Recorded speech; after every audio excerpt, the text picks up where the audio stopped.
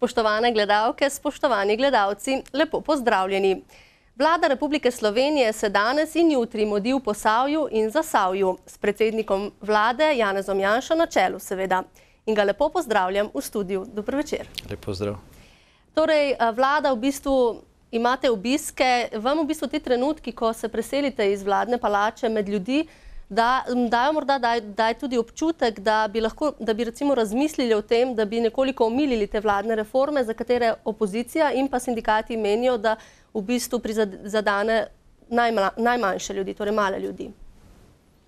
Zdaj, iz vašega vprašanja izhaja, kot da se reforme delajo zaradi tega, da bi se prizadelo ljudi. Delajo se zaradi tega, da ravno obratno, da ne bili prizadeti. Kajti, če se ne prilagodimo razmeram, potem bomo prizadeti ne samo toliko, kot se zdaj nekako predvideva, ampak bistveno bolj. Ni treba daleč, da vidimo, kaj bi se lahko dogajalo tudi pri nas. Dovolj je, da odpremo televizijske ekrane in vidimo, kaj se dogaja v državah, kjer so še bolj zamujali, kot smo zamujali mi zadnja 3 leta. Tako da te prilagoditve, ki jih zdaj delamo, so nekaj na državni ravni, kar vsako gospodinjstvo, vsaka slovenska gospodinja dela pravzaprav že celo življenje. Se pravi, da se trudi, da bi konec meseca povezala z začetkom in da bi za tistim, kar zasluži ali pa kar družina zasluži, tudi preživeli in se normalno razvijali. Mogoče še kaj varčevali za šolanje ali pa za prihodnost otrok. Slovenija v zadnjih 3 letih tega ni počela, se je zadolževala. Mi smo naš javni dolg povečali iz 8 na 17 milijard evrov in zdaj moramo ta denar vračati, samo za obresti, za to, da servisiramo ta dolg, da plačujemo obresti na te milijarde, dajemo v zadnjih letih več kot za investicije. Tako da šale je konec teh ukrepov. Vlada ne predlaga za to, da bi koga prizadela, ampak za to, da bi preživeli in da bi mi kot skupnost in kot posamezniki sploh imeli kakšno prihodnost. No, te dni se torej mudite tudi v Posavju. Tam je zelo pomembno vprašanje, tudi pravzaprav za celo državo, pomembno vprašanje drugega bloka v jedrski elektrarni Krško. Kakšno je vaše stališče glede na to, da sicer elektrarna ima nekako, je že tik pred podaljšanjem do 2023, pa vendarle to je zelo kratka doba, če želi država zgraditi drugi blok. Kakšno je vaše stališče glede drugega bloka? Obstoječi blok bo tako ali tako obratoval do leta 2023. Mislim, da je možno brez kakšnih varnostnih tveganj z nekaj dodatnimi vlaganji podaljšati obratovanje tam do leta 2040. V resoluciji o nacionalnih razvojnih projektih, ki smo jo sprejeli še v našem prejšnjem mandatu, pa smo uvrstili tudi drugi blok. Na ta način bi pridobili enega od najcenejših virov energije, ki tudi ne onesnažuje okolja.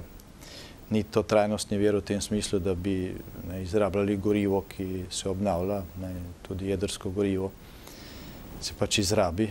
Potrebno ga je uvažati, tudi ta vir ni brez tveganj, je pa to eden od najbolj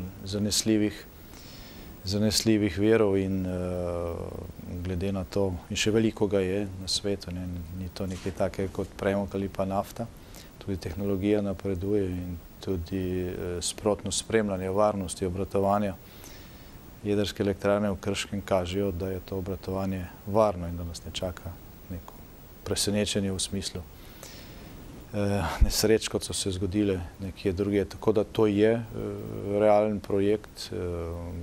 Smo pa v zadnjih 3 letih zamudili, oziroma nismo naredili nič tukaj. Nadaljujemo tam, kjer se je vse skupaj končalo leta 2018 in da so zdaj bolj neugodne razmere. Moramo zapirati druge projekte, energetske, ki so v tem času bili začeti in terjajo veliko akumulacije slovenskega elektrogospodarstva in države kot takšne. In ta dinamika, ki je bila predvidena glede izgradnje drugega bloka jedrske elektrarne Krško in ki je bila umeščena še v to desetletje, je zagotovo s krizo in s temi zamudami, za katere smo sami krivi, odmaknila za nekaj let, tako da ne bi tvegal pa zdaj govori o konkretnih datumih, je pa to perspektiven projekt, ki ga Slovenija v prihodnosti potrebuje. Se pravi, se bo dokončno odločila, da ali ne še ta vlada? Kar se same investicije tiče, bo dokončno odločitev sprejeta takrat, kadar bo možno zapreti finančno konstrukcijo v letošnjem letu ali pa naslednjem letu. Tega ni možno, vsi pa računamo na to, da bodo ti ukrepi prijeli, da bo Slovenija potem, ko bomo zaustavili padanje in razmišljali, kako dodatno pospešiti naš razvoj in gospodarsko rast, imela dovolj časa in seveda, da bo zbrala tudi dovolj sredstev, dovolj akumulacije, da bo ta projekt začet. Ampak kot že rečeno, še vedno zaustavljamo padec, ne rastemo še in to je razlog, da ne želim tvegati z nekimi natančnimi datumi. Z jedrsko elektrarno so povezani tudi jedrski odpadki. Odlagališče za nizko in srednje radioaktivne odpadke je že nekaj časa znano, torej lokacija, kjer naj bi to odlagališče stalo. Zakaj se gradnja pravzaprav še ni začela? Kar se tiče programa za letošnje leto, je bilo nekaj problemov z uskladitvijo. Jeseni se je to uredilo, tako da zdaj postopki tečejo naprej. Mislim, da v prihodnosti ne bo problemov. Torej lahko zagotovite, da bo to odlagališče zgrajeno še do takrat, preden NEK-u zmanjka prostora za te odpadke? Torej, potem, kolikor vem, so zdaj glavni problemi odpravljeni in bi moral biti projekt dokončan v rokih. Mogoče so pa tukaj še kakšni detajli, o katerih nisem obveščen, zato bo vlada seveda jutri, ko bo imela sejo posvečeno predvsem razmeram v posavski in zasavski regiji, zelo natančno šla čez razmere in čez te posamične projekte in če so kakšni dodatni problemi, jih bomo skušali rešiti že jutri. No, Posavje je pravzaprav velik energetski bazen. Drug projekt je veriga 5 hidroelektrarn na spodnji Savi. Verjetno, tako zdaj kaže, ne bo končana do leta 2016, kot je bilo sprva predvideno. Kje je razlog za to? Zakaj pravzaprav se to odlaga, glede na to, da slišimo, da po Savi vsak mesec steče nekako $500 000 evrov?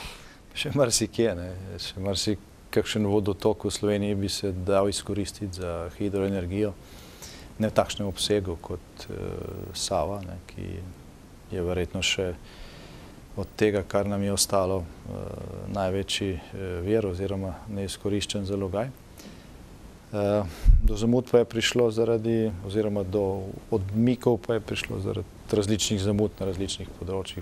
Vsako od teh hidroelektrarn ima nekaj teh razlogov. Preveč časa bi nam vzelo, če bi vse opisovali. Od februarja letos, odkar je ta vlada prevzela mandat, se trudimo, da pač se te ovire odpravljajo in da bi šli čim prej naprej. Stvar je takšna, kot ste rekli. Vsak dan, ko nekaj od teh objektov, ki ga tako ali tako gradimo in financiramo in plačamo zanj, ni končan in ne obratuje, je pač dvojna izguba. Spravi, lahko zagotovite, da se bo vlada trudila, da bi to vseeno šlo do leta 2016? Ne, lahko zagotovim, da se vlada trudi, da odpravimo vse ovire in da bodo ti projekti zaključeni čim prej. Še eden pomemben projekt, ki v bistvu je pomemben za jugovzhodno regijo, za Dolenjsko, Belo krajino in Posavje, je 3. razvojna os. V bistvu o tej cesti se govori že več kot desetletje, vendar se zdi, da se pravzaprav nikamor ne premakne. Vi ste sami že pred volitvami dejali, da nismo nič dlje, kot smo bili leta 2008 in da je to v bistvu škandal. Kaj v bistvu je ta vlada storila, da bi se ta projekt premaknil naprej?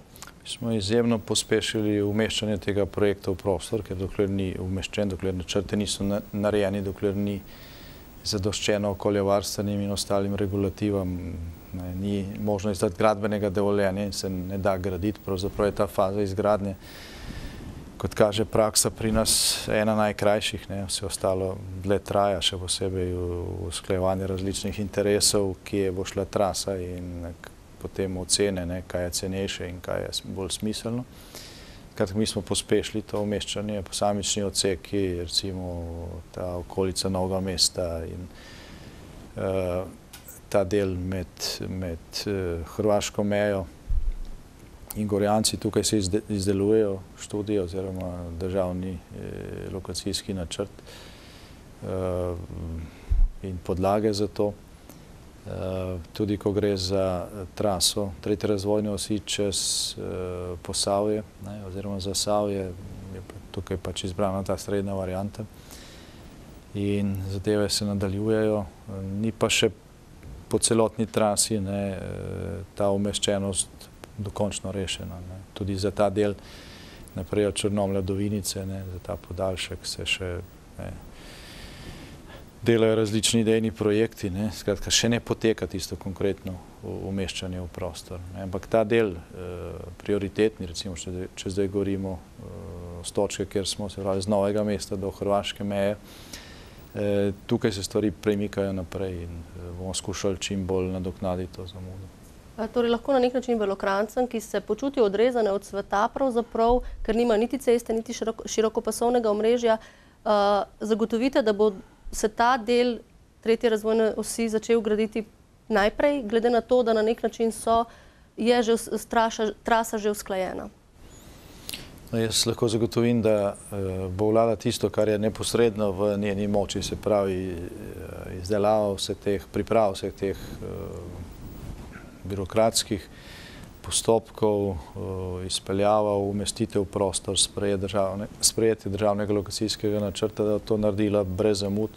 Moj ministrski kolega, gospod Zvone Černač, se izjemno trudi, je pospešil, mislim, ko smo prevzeli mandat, je bilo v predalih, mislim, da okoli 180 državnih lokacijskih načrtov za različne infrastrukturne projekte. Tekom Slovenije zdaj vlada praktično vsak teden nekaj od teh zaostankov popravi, sprejme te načrte in lahko zagotovim, da bo to šlo po najbolj možni hitri poti, Je pa še vedno odprto vprašanje financiranja, se pravi, tukaj pa bi zavajal, če bi rekel, da imamo finančno konstrukcijo pokrito. Imamo idejo, imamo projekt, kako priti do teh sredstev, kot veste, jih v državnem proračunu ni, za naslednji 2 leti jih ne moramo dobiti, ker to je pač tema, o kateri so prej govorila, denarja enostavno ni. Del teh sredstev bomo skušali zagotoviti iz naslednje finančne perspektive Evropske unije. V drugi polovici novembra bomo skušali v Bruslju izpogajati čim več teh sredstev. Jaz upam, da bo ta Evropski svet uspešen v tem smislu, da bomo prišli do konca in da bo potem takoj možno že od naslednjega leta naprej začeti pripravljati te programe. Vendar je to še vedno premalo. Zdaj, dodaten vir, ki bi lahko zaprl finančno konstrukcijo za celotno tretjo razvojno os od avstrijske do hrvaške meje, pa je denar, ki ga želimo dobiti na podlagi ali pa s tem, ko to sprosti naše kreditne potencijale, na podlagi koncesije, ki jo bomo razpisali za obstoječe avtocestno omrežje v Sloveniji. Zdaj, izgradnja tega omrežja je obremenila garancijski potencijal. Slovenija je zadolžila prihodnje generacije. To za silo odplačujemo iz cestnine. Mi zdaj pripravljamo mednarodni javni razpis, na podlagi katerega bo možno oddati koncesijo različnim finančnim skladom, ki iščejo dolgoročne naložbe za 30 ali več let. In s tem denarjem deloma, s tem denarjem, ki ga bo najboljši ponudnik, ne vemo, kdo to bo pač, ampak najboljši ponudnik bo izbran, plačal za koncesijo in s tem kreditnim potencialom, ki se sprosti, ko pač bo nekdo drug prevzel te obveznosti plačevanja za izgradnjo obstoječega omrežja, s tem denarjem želimo zapreti finančno konstrukcijo za tretjo razvojno os. Kot že rečeno, ta mednarodni razpis se pripravlja drugo leto. Bi morali priti do teh virov in tisti trenutek bo možno začeti graditi tiste odseke tretje razvojne osi, ki bodo v tem času umeščeni v prostor. Pa je koncesija realna možnost? Koncesija je realna možnost. Pravzaprav je Slovenija ena redkih držav na svetu, ne samo v Evropi, ki je tovrstno infrastrukturo gradila brez koncesije, ampak z živim denarjem in z neposrednim zadolževanjem, kar je bilo nespametno in zelo drago. No, vemo, da je brezposelnost v državi trenutno zelo velika, se pravi, stopnja brezposelnosti je visoka. Obstajajo pa tudi razlike med regijami. V Beli krajini se ta številka že približuje 20%, kar pomeni, da v bistvu vsak 5. Belokranjec brezposelen. Kako pravzaprav boste poskrbeli za ta enakomeren razvoj? Pred časom ste dejali, da želite, da bi Slovenija pač prebrodila ta krč in se bi razvijala naprej, ampak da bo ta razvojni veter pihal enako v Ljubljani kot v ostali Sloveniji. Ampak če zdaj trenutno pogledamo, Bela krajina recimo nima niti ceste, niti širokopasovnega omrežja, kako zagotoviti potem to, da bodo ta jadra pihala, oziroma da bo ta veter pihal enako močno povsod? Ja, najprej s tem, kar ste sami omenili, s tem, da dobi ceste in širokopasovno omrežje oziroma informacijsko avtocesto in da s temi premiki, ki jih delamo, seveda regije, ki so bile doslej zapostavljene, pridejo do sorazmernih deležev državnih pomoči in drugih projektov. Tukaj imamo recimo v tem delu Slovenije ali pa izven Slovenije mogoče Zasavje, ki je deležno približno proporcionalnega dela državnih pomoči, drugače pa, če pogledamo v lansko leto, vidimo, da je osrednja regija, se pravi Ljubljanska regija, prejela več kot 60% vseh sredstev državnih pomoči, vseh ostalih 11 statističnih regij v Sloveniji pa manj kot 40%. Ta premik zdaj delamo, ni ga pa možno narediti čez noč. Tudi, ko bo šlo za investiranje sredstev iz naslednje evropske finančne perspektive, bo situacija drugačna, kot je bila v tej perspektivi, ki se zaključuje konec prihodnjega leta, in sicer bo vzhodna kohezijska regija upravičena do polnega obsega sredstev, zahodna, bolj razvita pa do bistveno manj, ker dvakrat presega nekatere omejitve. Na ta način bo prišlo tudi znotraj države s takšnim pristopom investiranja evropskih sredstev do večje usklajenosti v razvoj, ne bo se pa to zgodilo čez noč. Slovenija je praktično celo svojo samostojnost razvoj gradila na centralizaciji. In ti poskusi, da bi prišli do pokrajin in do sistemske decentralizacije, so zaenkrat propadli in dvotretjinskih večin za različne ukrepe, ki jih moramo sprejeti, ki bi jih morali sprejeti, da bi uvedli pokrajine, tudi v tem mandatu ni. Zato se pač trudimo preko plana B ne doseči, ker to ni možno, ampak se vsaj približati tem ciljem čim bolj enakomernega razvoja. Dejali ste tudi pred časom, poleti, ko ste obiskali Maribor, da obiskujete pravzaprav regije tam, kjer je razvoj nekako zastal, da gre sicer v pozitivno smer, ampak je zastal. Kdaj torej lahko Belokranjci pričakujejo vaš obisk? Vse regije, ki so, recimo temu, pod nekim slovenskim povprečjem po večini kazalcev, vsej imamo številne regije v Sloveniji, ki so po nekaterih kazalcih više, po drugih nižje, ampak obstaja tudi neko povprečje, bodo prve na vrsti, tako da doslej smo pač začeli tam, kjer so kazalci najslabši in pač gremo naprej. To mislim, da je 5. obisk v tem mandatu in kljub temu, da je vlada izjemno obremenjena z zaustavljanjem padca praktično vsak mesec, če se le da obiščemo eno od teh regij in tudi vlada posveti svoje sejo tisti teden, te regije rešimo na desetine odprtih problemov, ki so prej kje čakali. Tudi ko se pripravljajo opomniki za ministre, padejo s predalov kakšne zadeve, ki so prej stale in se rešijo tudi prej, preden pridemo sploh v regijo.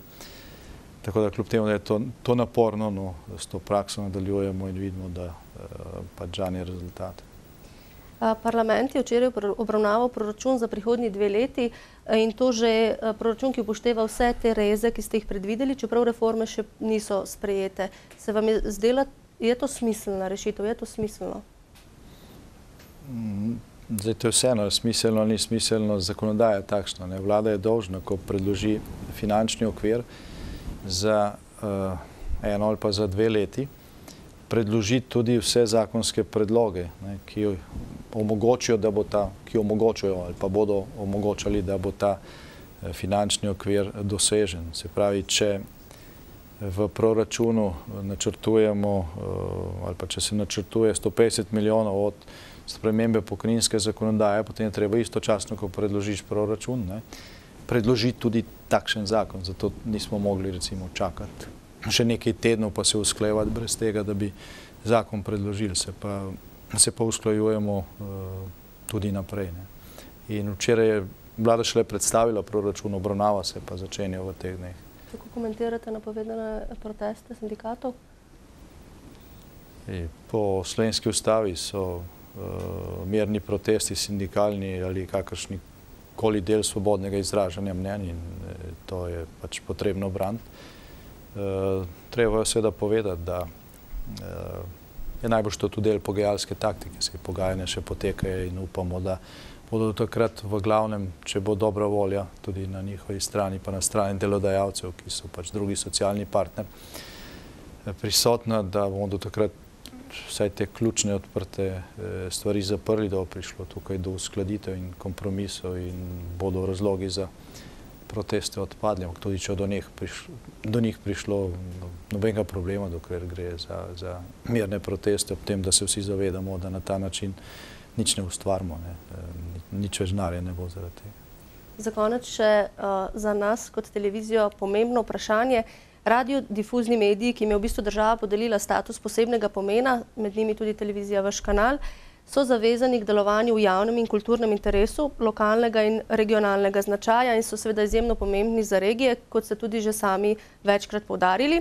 Minister Turk je pri nas v studiu v majski oddaji na vašem kanalu dejal, citiram, resna zaveza te vlade in rešitev tega problema je v koalicijski pogodbi. In še, najti moramo sistemsko rešitev, ki bo medijem dala dolgoročnejšo stabilnost. Kaj nam lahko vi kot predsednik vlade glede na dane okoliščine pravzaprav zagotovite? Torej, vse, kar ste navedli, drži, ta zaveza je v koalicijski pogodbi in minister, ki ste ga citirali, išče oziroma na nek način že v delovnih verzijah usklajuje predloge zakonodaje, ki bo pač to zavezo uresničila. Kot veste, so se nekaj poskusov v preteklosti izjalovilo, zdaj se pač išče način, ki bi prestal tudi ustavno presojo in ki bi dejansko tisto, kar je opredeljeno kot posebnega pomena, tudi v materialnem smislu tako tretiral. Se pravi, iščemo tak sistem, se je pa treba zavedati, da so časi danes in da bodo tudi še nekaj prihodnjih let težki in da bo treba iskati rezerve povsod. Tukaj za regionalne televizije, vsak mesec sem vsaj v eni regiji, se srečujem s temi problemi povsod. Če bi, še enkrat se vračam na to temo, če bi že imeli regije, potem bi tudi regionalni mediji posebnega pomena pač dobili svoje mesto znotraj teh struktur in bi bilo tudi financiranje lažje. In tudi takrat, ko bi se pač ta sredstva z državnega nivoja prenašala na regionalni nivo, bi se lahko mirno tudi ustavno bi to bilo preneslo tudi ta del. Zdaj pa je problem, ker imamo v praksi, de facto imamo samo občine in državo, te vmesne ravni ni. Obstaja pa, obstaja regionalne institucije, regionalni mediji, predvsem pa obstajajo potrebe na regionalni ravni, obstajajo stvari, ki jih je smiselno reševati na regionalni ravni, ki so prevelike za občinsko raven in premajhne za državno. Oziroma ni smiselno, da nek minister v Ljubljani odloča o zadnjem ravnatelju neke šole. Boljše je, da se to naredi tam, kjer je normalni interes in da se to tudi financira in mediji so tukaj seveda vključeni. Torej, gospod Janez Janša, predsednik vlade, najlepša hvala za vaš obisk v studiu. Hvala vam, hvala za vsebinski pogovor. Vam, spoštovane gledalke, spoštovani gledalci, pa prijeten večer še naprej.